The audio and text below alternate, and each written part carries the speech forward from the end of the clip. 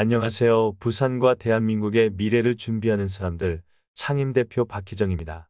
먼저 구독과 좋아요 버튼 눌러주시면 대한민국을 개혁하는 에너지가 되십니다. 출산 진단과 대책. 저출산 현상은 심각한 한국병 중 하나로 저출산이야말로 한국의 기저질환이다. 심각한 인구 감소가 현실로 다가왔다. 국내 인구가 1962년 인구 통계 작성 후 처음으로 감소했다. 2020년 12월 31일 기준 우리나라 주민등록 인구는 5,182만 9,023명으로 전년도 말보다 2만 838명 감소했다. 특히 2020년 출생자 수가 27만 5,815명으로 전년도보다 무려 10.65%나 급감했으며 사상 처음으로 30만 명 아래로 떨어졌다. 재앙적 수준의 저하 속도다. 반면 결혼 기피에 따른 1인 가구 수는 사상 최고치를 경신하고 있으며 노령화도 걷잡을 수 없이 진행되고 있다. 한국이 저출산 고령사회 기본 계획을 세우고 본격적으로 출산 장려책을 펼치기 시작한 시점은 2006년이다. 늑장 대응의 대가는 컸다. 출산율이 세계 최저로 떨어진 것이다. 저출산 환경이 심화되면서 참여정부가 출산 대책의 일환으로 출산 고령사회 기본법을 지난 2005년 5월 18일 제정하여 대통령 직속기구인 저출산 고령사회위원회를 신설하고 지난 2006년부터 총 3차례에 걸쳐 저출산 고령사회 기본계획을 수립했다. 당시 1차 계획이 추진된 2006에서 2010년에는 저출산 고령사회 대응 기반 구축이 목표였다. 이를 기반으로 2차, 3차 계획이 추진돼 2011에서 2020년에는 출산율을 회복해 고령사회에 대한 성공적 대응을 추진한다는 전략이었다. 이 기간 동안 투입된 저출산 대책 재정액은 12차 계획에서 합계 80조 2천억 원, 3차 계획에서는 42조 2천억 원이었다. 하지만 이 기간 국내 합계 출산율은 2005년 1.09명에서 2014년 1.20명, 2015년 1.24명으로 소폭 반등했을 뿐 최근 들어서는 더욱 떨어져 초유의 1명 미만을 기록하였다.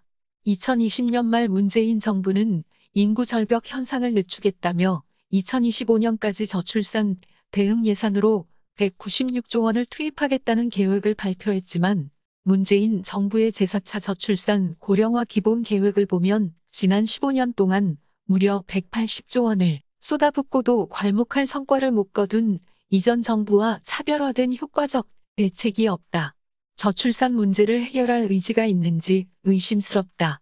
정부와 지방자치단체들이 쏟아낸 백화점식 저출산 대책이 고비용 비효율 정책이라는 사실이다. 사정이 이러할진데 이제는 저출산 대책의 패러다임을 바꿔야 할 때가 왔다. 우리나라 인구 절벽 현상의 가장 근본적 원인은 만연된 결혼 기피 풍조다. 결혼 기피 현상은 주로 낮은 취업률로 결혼하여 아이를 키울 수 있는 경제적 능력이 안 돼서다. 선진국들은 일찌감치 저출산 고령화 문제의 심각성을 인식했다. 프랑스를 비롯한 유럽 국가는 1970년대부터 출산 장려 정책을 펼쳐 효과를 거뒀다.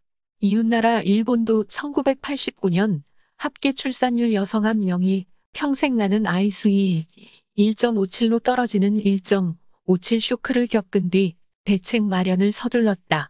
저출산 정책에 있어서 성공한 국가인 프랑스, 노르웨이, 스웨덴 등의 사례를 참고하여 해법을 찾는 게 현실적으로 보인다.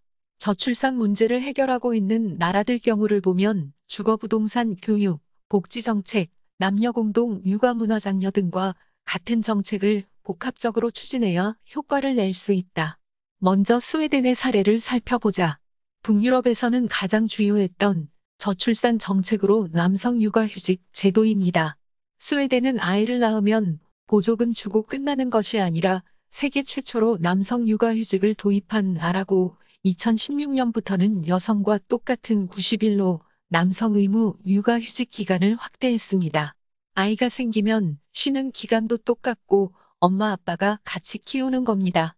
스웨덴에는 독박 육아와 여성 경력 단절이 없다. 직장에 다니는 스웨덴 여성은 자녀가 태어난 지 1년 6개월이 될 때까지 아무런 손해 없이 휴직할 수 있다. 자녀가 초등학교 1학년을 마칠 때까지 근무 시간의 절반만 일하거나 노동 시간을 4분의 1로 단축할 수도 있다. 휴직을 하더라도 부모보험 제도를 통해 휴직 직전 소득의 80%를 1년간 수당으로 받을 수 있다. 스웨덴은 2000년대 들어 출산율이 지속적으로 상승하고 있다. 2000년 1.54명에서 2016년 1.85명으로 크게 늘어났다. 노르웨이에서 2010년에 1995년부터 2004년까지 10년간을 실증 분석해봤더니 남성 육아휴직이 생긴 게 둘째 아이를 낳는데 가장 큰 영향을 미쳤고, 아이를 낳으면 돈을 주는 건 둘째 아이를 가진 다음에 셋째를 낳을 때 영향이 가장 컸다. 프랑스는 파격적인 출산 육아 지원을 통해 저출산을 효과적으로 극복해왔다.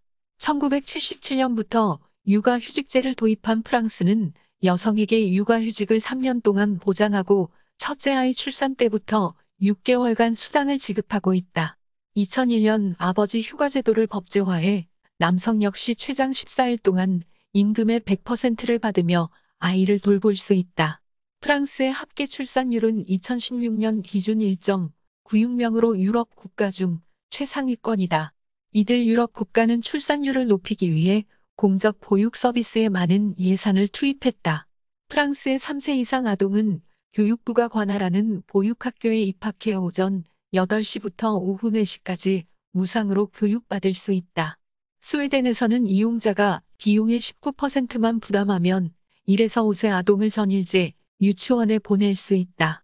부모가 1에서 12세 아동을 3명까지 돌봐주는 가정보육, 하루에 2에서 3시간씩 이용할 수 있는 공개 아동센터도 있다.